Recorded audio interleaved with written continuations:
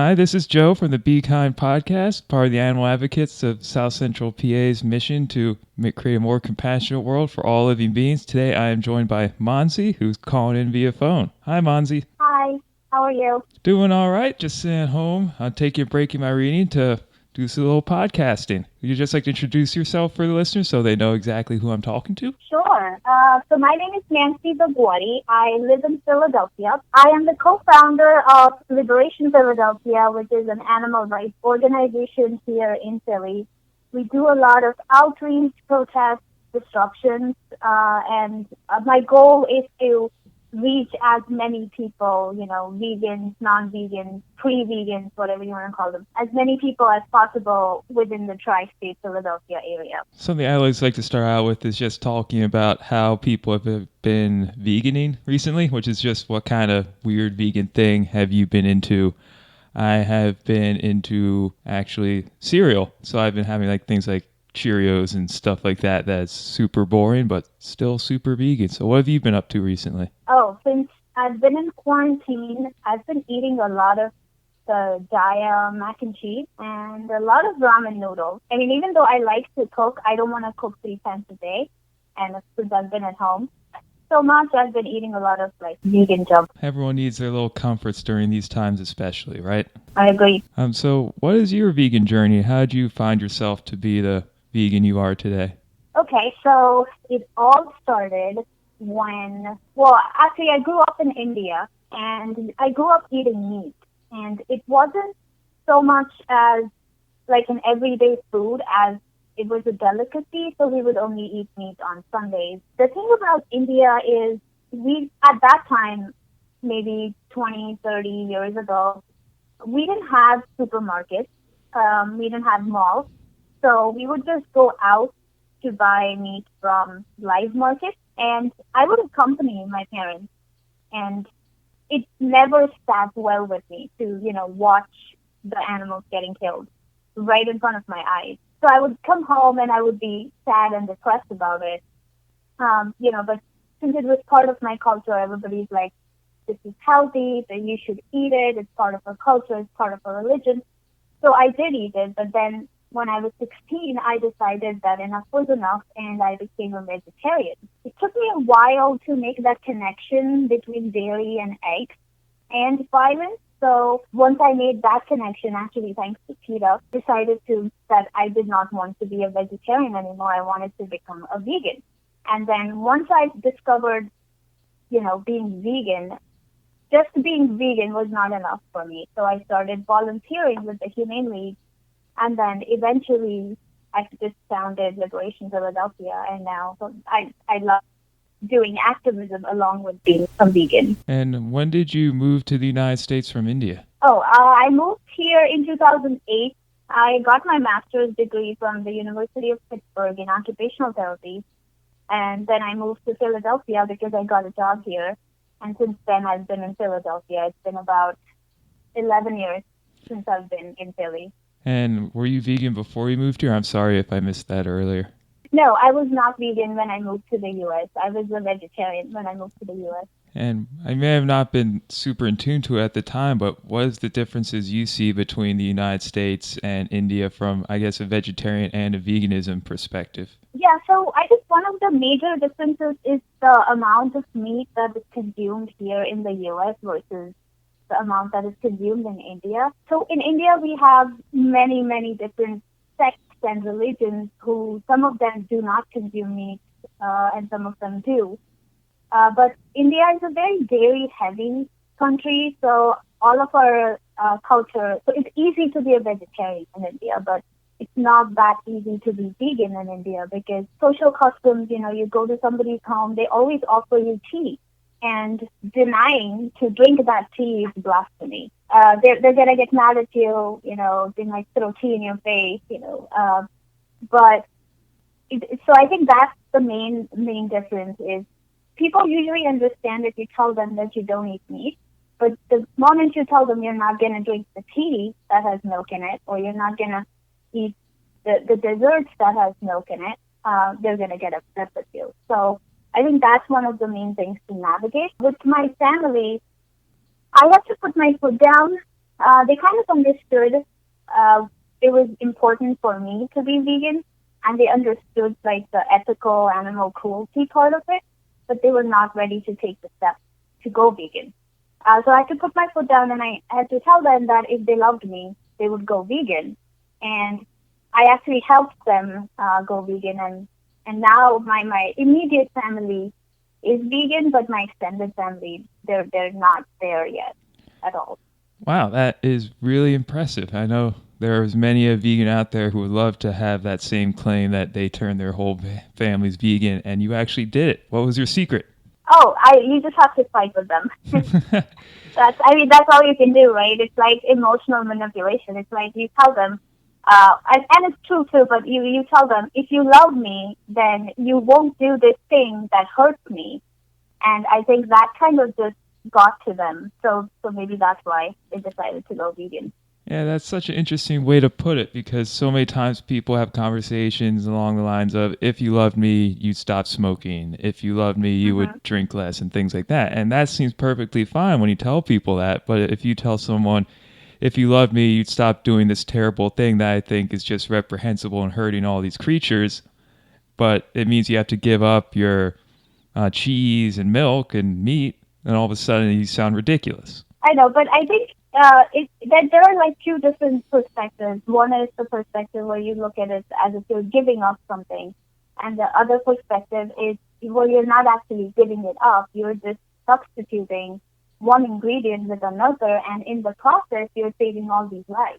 So that's how I like to look at it, and I'm glad that my parents and my sister they're supportive enough that they have taken the step to go vegan. And I know that this is not possible for everybody, but I think the best thing to do, especially with your immediate family, is to just sit down and have like this heart to heart conversation with them. Yeah, when you were telling me the story about the tea, I was thinking that sounds like every Thanksgiving dinner where the first time vegan refuses grandma's apple pie because there's butter in it, but every single time you go over to someone's house, you're in that same situation where you would deeply offend somebody because you won't eat whatever food they made. And yeah, I mean, it's really tough to kind of navigate that because traditions are important, right? Because they bring our families together. But I think it's important to have that conversation that we're not throwing away the tradition, we're throwing away something that's, harmful not just to the animals that had to die, it's harmful for the environment, it's harmful for your own health. So we're just throwing that part away. We're keeping the traditions themselves, right? So last Thanksgiving, so my husband is actually from Colombia, and his family still eats meat. So last year, when we went for Thanksgiving, we took a turkey roast for the first time. They stopped eating like turkey a long time ago, but they still consume meat for Thanksgiving. But we took the turkey roast, and everybody actually gave it a try. And while I'm sure that for this Thanksgiving, it's not like it's going to be a vegan Thanksgiving, but at least we planted those seeds that, like, look, this is something that's delicious that you can eat, and you don't have to kill an animal for that. So I think that it's different for everybody, but it's important to keep trying and to be consistent. Always invite families to vegan restaurants, cook vegan food for them and have them try it out. Yeah, my last guest actually said you catch more flies with honey than anything else. So it sounds like that's kind of Hmm. along the lines of what you're thinking with working with your family members. Exactly. So tell us a little bit more about your advocacy work. So I kind of got into it by accident. I was looking for a place to volunteer because I've always like grown up with that mindset that you have to give back to your community wherever you are. So I was looking up, and I've always loved animals. So I decided that I wanted to do something in the volunteer in the animal rights field. So I was looking at PETA, and then I found the Humane League in Philadelphia, and then I started volunteering with them. And to be honest, I was not aware of all the practices, the cruel practices that go on in the animal agriculture industry, or any other industry for that matter. But the agriculture industry, the gestation crates and dairy and how bad that is, and the male chicks dying in the egg industry, like all of that. it just had a huge impact on me, and I realized that I wanted to do something more for the animals. So I wanted to take an abolitionist approach, not just a welfarist approach. And so I decided to join Direct Action Everywhere. And then we just thought that maybe it's better to just start our own thing. And then we started Liberation Philadelphia. And we have been doing disruptions inside grocery stores. The most recent one before the quarantine was the one that we did at Whole Foods. And we usually get a lot of good responses. I know there are people who laugh in our faces, but a lot of times people will come up to us and say, "We didn't know this," and we tell them that yes, we were one of you because we didn't know this either, and now we do. We can either continue doing what we have been doing for years, or we can open our eyes and stop doing this thing that's harmful and violent. So that's what we are doing now.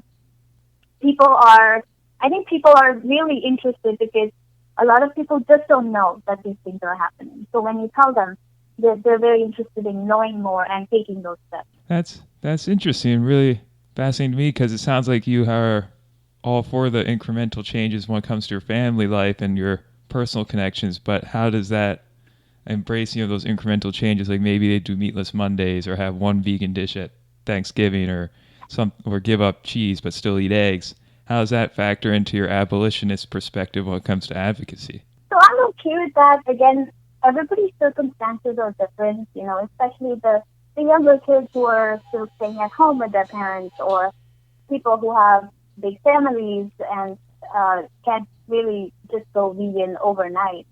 It's okay for them if they want to try meatless Mondays, or if they, practice reduced vegetarianism at first, with the ultimate goal of taking all animal products out of their lifestyle. I think it's okay with me if they make those incremental changes with the ultimate goal of going vegan. And also, food is like one aspect of veganism, right? Which it gets talked about the most because we eat food 3, sometimes 6 times a day. But there are other aspects that people can make changes right away, right? Like cosmetics. There's a lot of women still don't know that the cosmetics that they use are tested on animals. So that's a change that we can make right away. There are so many brands now that are vegan and cruelty free. Clothing is another area where you can make changes right away. You don't have to wear fur or leather. There are so many other options now. These kind of things, I think there are like changes that can be made immediately, and then there are changes that can come in incrementally as long as people decide to go vegan eventually. Something we run into a lot at the Animal Advocates is when we do the virtual reality experiences or the pay-per-view experiences where we show them what goes on behind the scenes at slaughterhouses or testing and the atrocities that happen, is people say, yeah, that's terrible, but I'm still not going vegan. How do you typically respond to that, or what is your reaction to someone's reaction? Yeah, that's a very good question, and I've actually struggled with it, going back and forth between telling them, well, then this is not the right message for you, or just getting angry at them. But I'm learning to be more patient. But what I tell them is at least take this information with you and look into it a little bit more, because sometimes when we see that violence, it takes a while for it to kind of register. So I tell them, take this information and go home and look into this. And you don't have to go vegan overnight. You can start making smaller changes. And I think that the health argument works a lot better with people when you tell them, okay, if you don't want to go vegan for the ethics part, which I think everybody should go vegan because of the ethics. But if you don't want to consider that aspect, well, then at least consider your own health.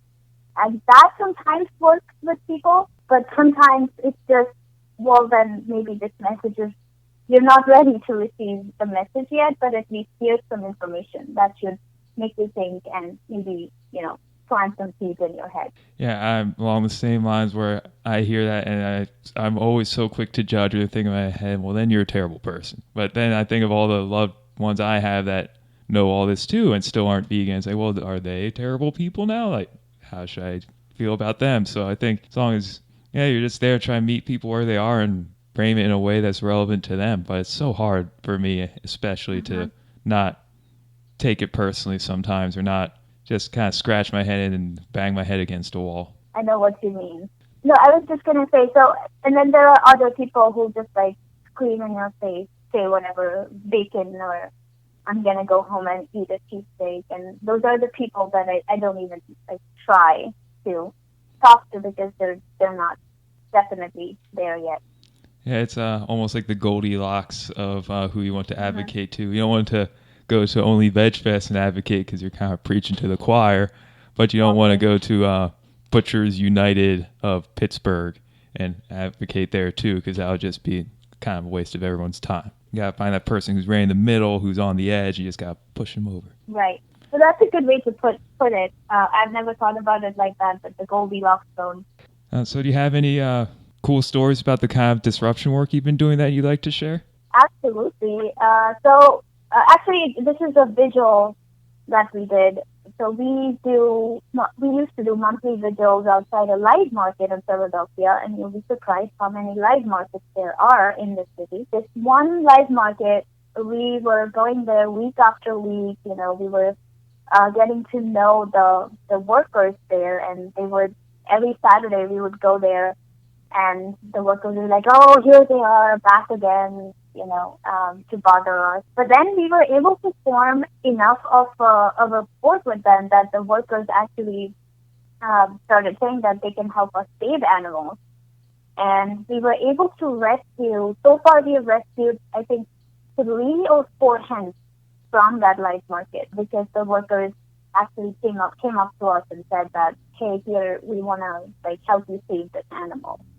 And then all of those animals obviously are now at sanctuaries or in micro sanctuaries and living the life that they deserve. But I think that was a very interesting experience for me because here we are thinking that people who work in slaughterhouses, how can they do this job? And it's true, they actually don't want to do that job. They would come up to the activists and they would say, "Well, we don't want to do this job. Find us another job, and we'll quit this job." And that's something that we are actually trying to do in Philadelphia. We are trying to convert live markets into urban farms where we can grow plants instead of killing animals there. So the workers can keep their job, and instead of killing animals, they're now growing plants. So that's something that we are actually working on.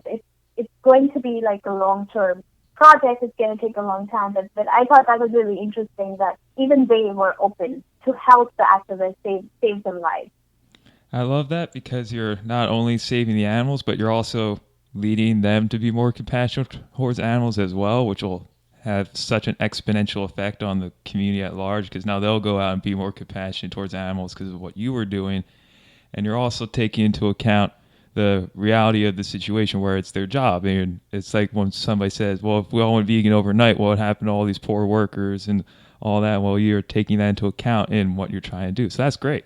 And something else I like to touch on is the diversity in the vegan movement in general. I've been to a few vegan things, and you look around the table, and there's not a whole lot of diversity. It's typically a bunch of white people from middle class to upper middle class backgrounds.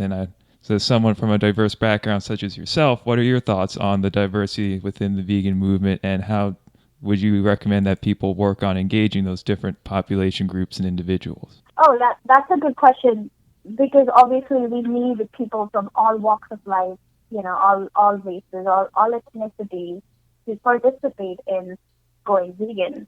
And as usual, right, the people of color are oppressed more than say like white people.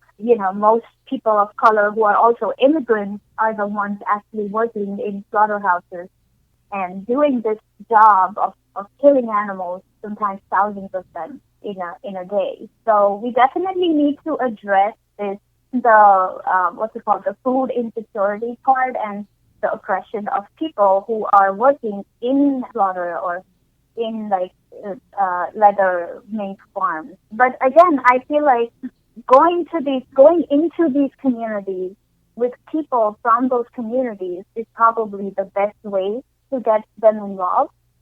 So again, like my husband is from Colombia, so giving you a personal example, we started going outside a Walmart in the Northeast Philadelphia, which is like a majority Hispanic area, and my husband's Hispanic. So the conversations that he had with them were really so much better than conversations that I have seen some people who are not from that community have with them. They were just more open to engaging and asking questions and getting information. So I think one way to do that is to just go into the community with representatives from that community and try to engage that community. And outreach is probably the best way to do that. And the other thing is when someone from a minority or an oppressed community tells you something, listen. Don't go to them and say, no, but, when they tell you that we have all these other problems that we also have to think about, listen to them and try to fight for both the animals' rights and the human rights too, because human rights are animal rights, right? Because we're all animals. So I think that listening to the people from the community is a very important step. Listening and then acting upon what they listen to and really taking it in, I think, is huge and key as well. Exactly. And well, we're coming up half an hour, so I won't take up too much of your time, but is there any final thoughts or anything else you want to get in? Well, first I wanted to thank you for having me on your podcast. I'm really looking forward to keep listening to this podcast because I think it's so important to talk about these issues and, get the message out there. And in closing, I just want to say to people, go vegan because that's the future. The future is vegan, right? Ain't it the truth? And if anyone wants to contact you or get involved with your organization or advocacy, where should they go? Yeah, so we have a Facebook page called Liberation Philadelphia. If they go to Facebook and like us there, we can keep them updated about the events we're having. We're still a very grassroots organization, so we are working on having a website. So once the website is published, we'll put all that information on Facebook as well. Yeah, but I'll make sure I include that contact info in the show notes as well. And if you ever want to get a hold of anyone from the Be Kind podcast team, just email bekindpodcast@gmail.com. And we'd love to hear your thoughts, questions, or even have you on as a guest. So thank you again, Mansi. I hope you are doing as well as you can be during these challenging times. Thank you so much. Have a good one. You too.